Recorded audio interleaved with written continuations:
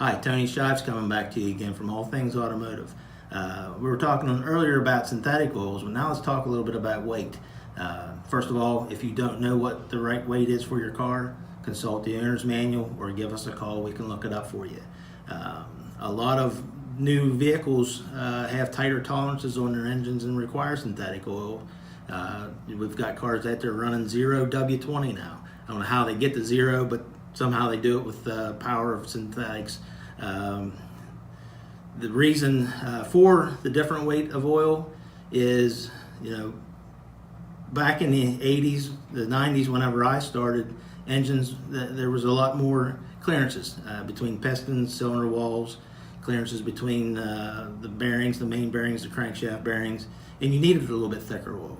Today, we're trying to make cars more economic, more fuel efficient.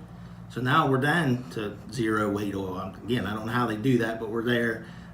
So if you go putting a 50 weight oil in a 0 weight car, you're going to cause all kinds of problems. And again, if you don't know, have any questions, give us a call here at All Things Automotive, 717-485-4224.